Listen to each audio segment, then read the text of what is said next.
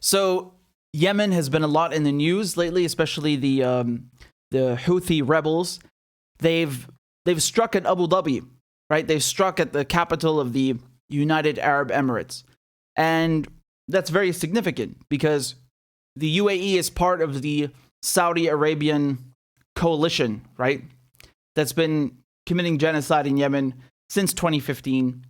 And, you know, for the most part, the UAE has been a participant in the war, but hasn't had the war come to its doorstep that much. And so this was a big shock. Now, don't get me wrong, the Houthis have struck inside the UAE before. I think it was a couple years ago, 2018. But this was a big shock for them. I'm just going to go through the sequence of events with you so you understand what's happening. And keep in mind, the Saudi coalition, meaning Saudi Arabia, the UAE, they're backed by the United States. They're backed by the UK. They're backed by all of these countries that have been selling them weapons, and not just selling them weapons to make money for themselves, to profit from this war and killing people in Yemen, but also providing them with intelligence. And as you'll see, what I'm about to show you right here, the US is once again not just training Saudi pilots, the UK training Saudi pilots, the US providing them with logistics, intelligence, but also with the UAE. Okay? So let me just walk you through the sequence of events here. So this is January 17th, okay?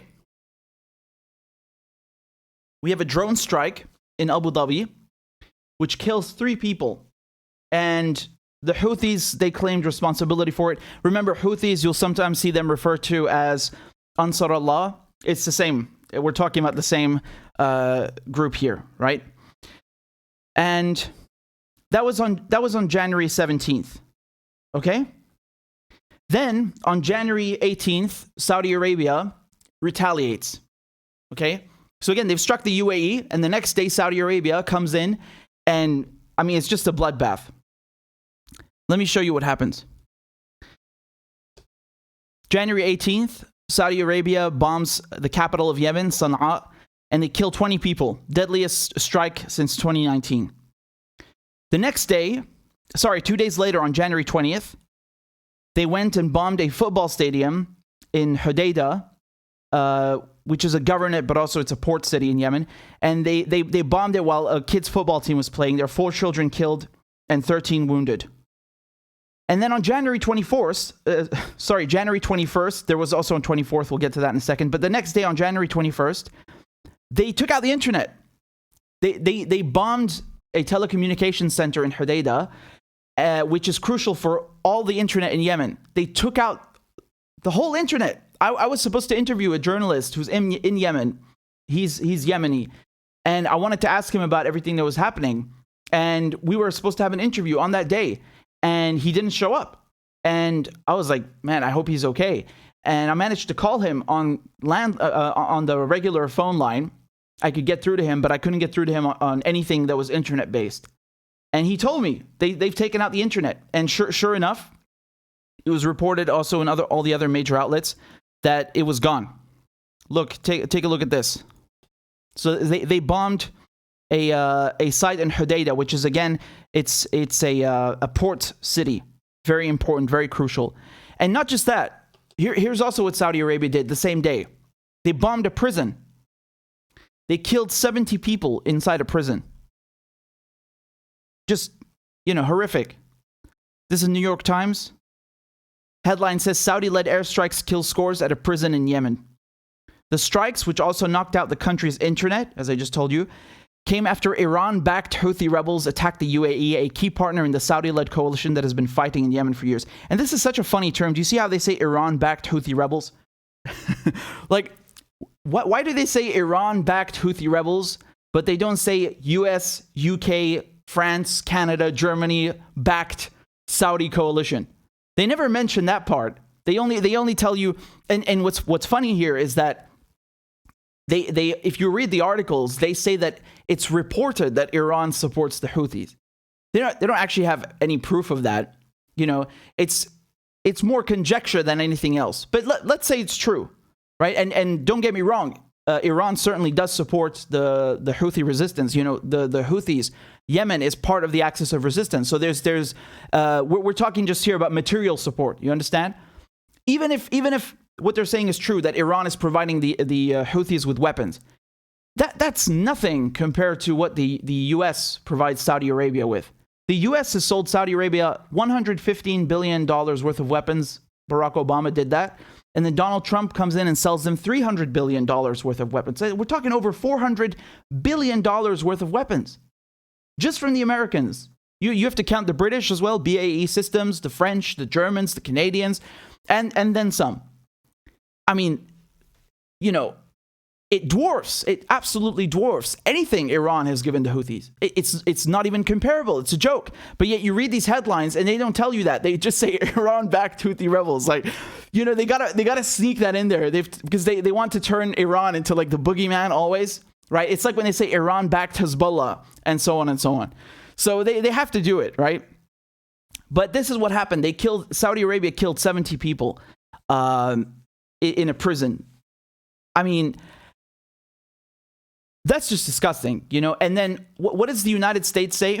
The United States, so Blinken, the U.S. Secretary of State, he posts on Twitter the same day, right? Just after these strikes, he posts that the U.S. stands with Saudi Arabia, and he just spoke with the foreign minister, and that, the U.S. will continue helping Saudi Arabia to defend itself. What do you mean defend itself? From prisoners in their jail cells? To defend themselves from Yemen's internet connection? What does that mean? They just took out the whole country's internet connection. They just blew up a prison. What does that have to do with defending themselves? So do you see how messed up this is? Do you see how it's disgusting? I saw videos of it. I obviously can't show you because YouTube won't let me. But by the way, when I was starting the stream, I haven't even started speaking, and it's already told me that the stream has been like it's got limited monetization. Anyway, they won't let me show you that, but I've seen the video. It's really horrific. You got people trying to get out from under the rubble. It's just awful, awful, awful stuff.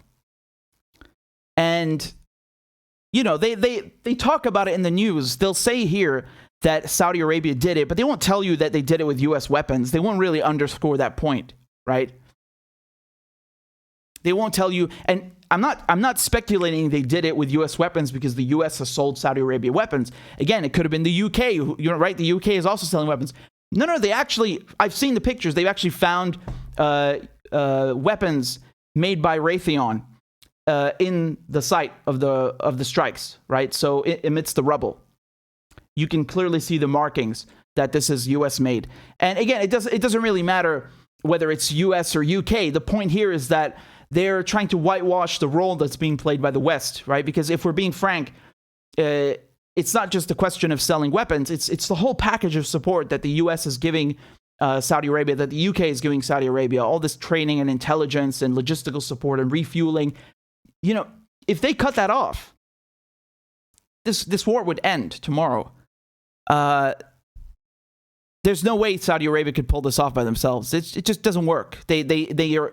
They're dependent on U.S. support, right? And so let me tell you what happened afterwards, because we were just talking about the strikes on January 21st, right? So January 24th, 3 days later, the Houthis struck the UAE again. Here's a video. So Abu Dhabi's air defenses, I posted this while it was happening, January 21st. Breaking, Abu Dhabi's air defenses have been activated. The Houthi resistance has launched ballistic missiles at the UAE. Reports of attacks on Saudi Arabia as well. So that was confirmed afterwards that they hit stuff in Saudi Arabia as well. And you can see here the air defense is going up, trying to intercept the ballistic missiles, the drones. And again, that's something that's quite notable about what the Houthis are doing, because if you look at how they struck Abu Dhabi, they did it using drones and ballistic missiles. And again, this is something where it's, let me give you an idea of the distance, because Sana'a, the capital of Yemen, this 2,000 kilometers away. 2,000 kilometers away from the UAE, from Abu Dhabi. Now, I don't know if they launched it exactly from Sana'a, but you get an idea of how far this is, right? It is quite remarkable. And they've struck very deep inside enemy territory. And that's why it's given them a shock, the UAE. And why is Yemen doing this? Why are the Houthis doing this? Let me explain to you. The UAE, the Emirates, they since 2019, they've played a smaller role in the genocide against Yemen, but they're still playing a role. They're still there. And they're present in Yemen by backing various groups. One of them is called the Giants Brigade. And essentially, these groups, these forces that are backed by the Emirates have made advances in Ma'rib and in Shabwa, which are two very strategic places in Yemen. And because of that, that's why Yemen struck at the UAE. Okay? And so we had another attack then on the 24th, as I was saying. And I just wanted to show you the picture of the US-made weapon that I was just telling you about, right? From the crash site. That has the markings of it's a serial number from a Raytheon manufactured weapon. So there you go. Now, there's another strike. There's another strike from Yemen on January 30th. So you're seeing basically every week the Houthis are now striking the UAE every week, basically. And they did it while the Israeli president was visiting the Emirates. Because as you recall, they did the Abraham Accords, right? Donald Trump and his lackeys, they sat down and signed these Abraham Accords, right? And so the Emirates and Bahrain, they normalized ties with Israel. And so now they visit each other, right? They have official visits, and they have normalization of trade, economic relations, tourism. And so Herzog, who's the Israeli president, while he was visiting the Emirates, the Houthis, they launched ballistic missiles at the Emirates. Now, they didn't hit anyone. There were no injuries. There's no damage. But it's sending a message, basically, that, this kind of betrayal to the Arabs, this kind of betrayal to the Palestinians, we're not okay with it. And I want to show you something here as well, because when this strike happened, it turns out that the United States was providing support to the UAE. Okay, so it says here, this is ABC News. The subtitle reads, "The U.S. military launched interceptor missiles during an attack by Yemen's Houthi rebels that targeted the United Arab Emirates during a visit by Israel's president." So once again, you see how the United States is playing an active role in this war. It's not just a question of we're going to sell weapons, we're going to sell you weapons and turn a blind eye and you go do what you want. No, they're involved. They are in the war. It's very important to understand this, and the same is true of the UK, right? It's very, very important to understand this, that they're playing an active role. It's not some, and even if it was just selling weapons, it would be bad enough, right? But this is just one facet of it. It's just a tiny facet of what the U.S. is doing in Yemen. And so, just to show you some of the hypocrisy that's going on here. So, as I told you, on January 17th, the Houthis struck at Abu Dhabi, right? And then when the Saudis hit back and they killed scores of people in Yemen, do you think the United States condemned that? No, of course not. They only condemned the Yemeni attack, the Houthi attack on the Emirates. But they didn't condemn the Saudi attack, which killed scores and scores of people, right? With their weapons. Take a look at this clip. I want you to watch this clip, okay? Coalition strike. National Security Advisor Sullivan immediately condemned the recent Houthi strike. What's the administration's immediate reaction to this strike? And does this prompt any reconsideration of weapon sales to Saudi Arabia? I don't have any prediction of that at this point in time. Obviously, we have a long history of a relationship with Saudi Arabia, one where we raise issues where we have significant concerns on human rights and on a range of issues, and one where we have had a long security relationship that has been in the interest of the United States. In terms of this specific strike and a reaction, obviously anytime there's a loss of life, of innocent lives, that is a tragedy, and we are mindful of that and focused on that.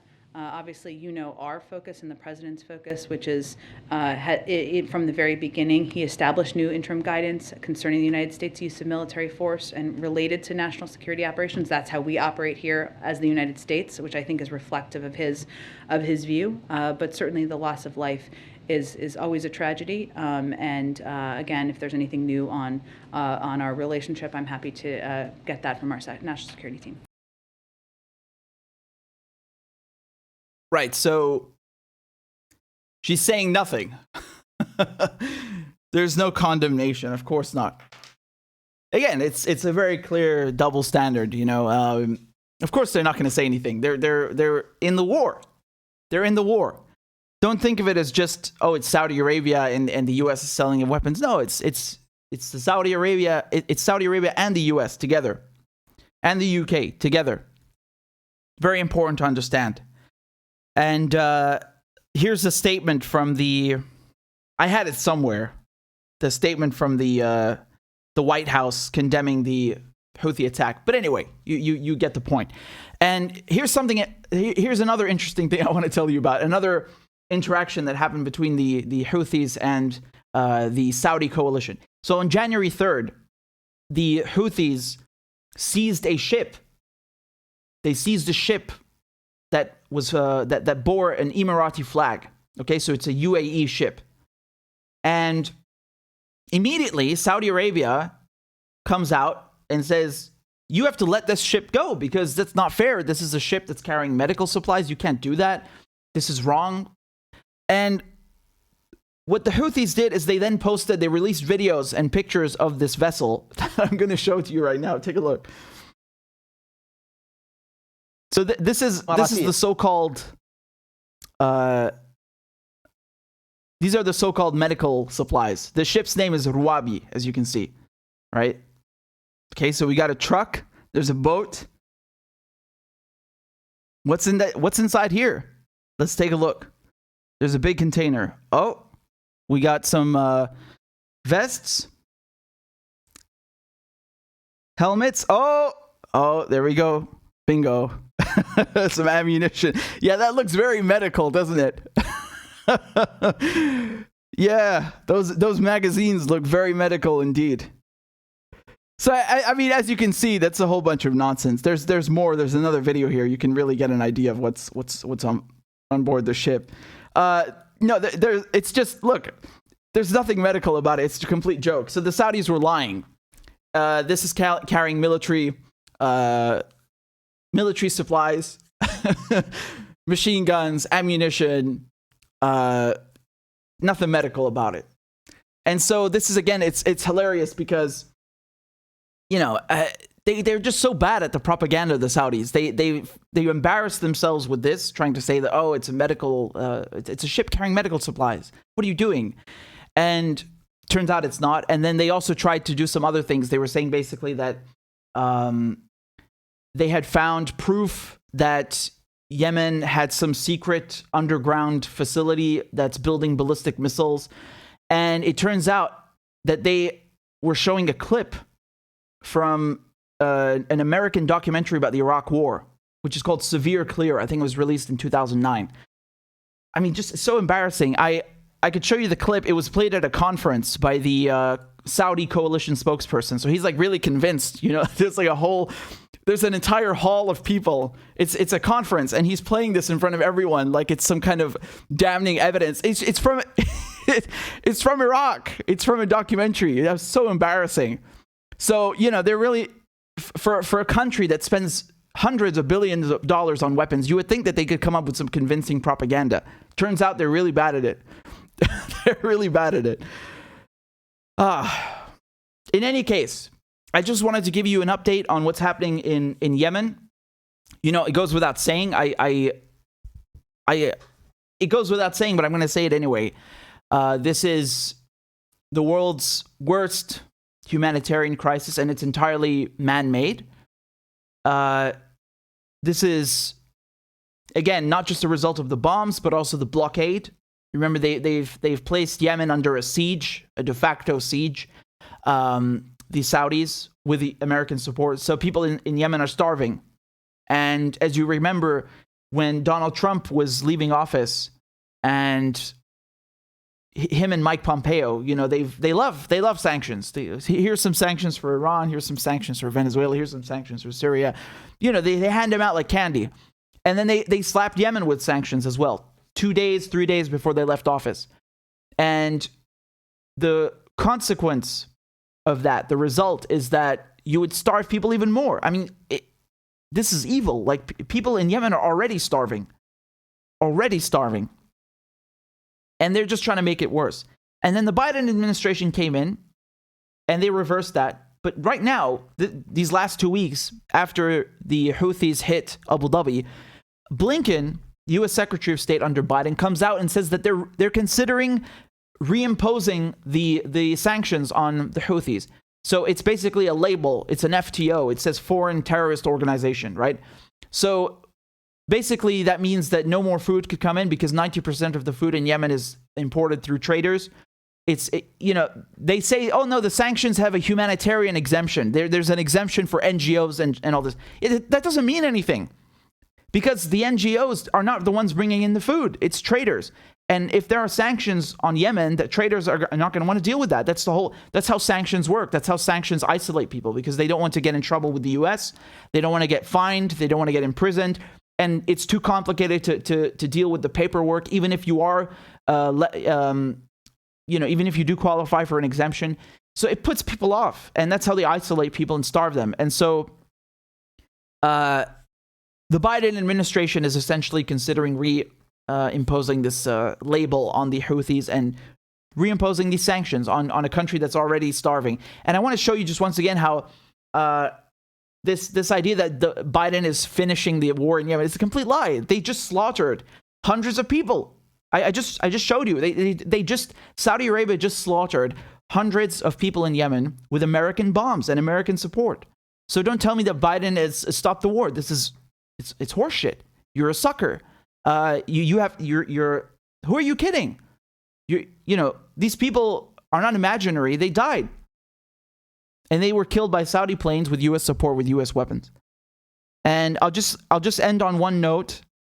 This is a tweet from the spokesperson, the military spokesperson of the Houthis, and he's saying here, hashtag Expo, and he's referring to Expo 2020, which is in Dubai, right? And he's basically threatening them. He's telling the Emiratis, like, be careful because we might hit the Expo 2020. And of course, you have to remember, keep in mind, what the Emiratis, most of the population there, what is it, 80% are foreigners. They're expats. They're, British people just from all over the place. They're not Arabs.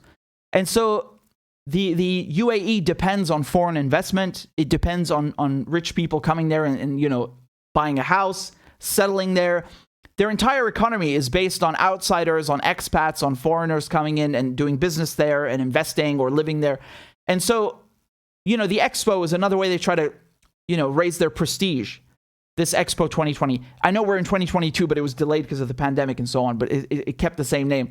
But it's happening right now. I think it's October through March, right? So October 2021 through March 2022.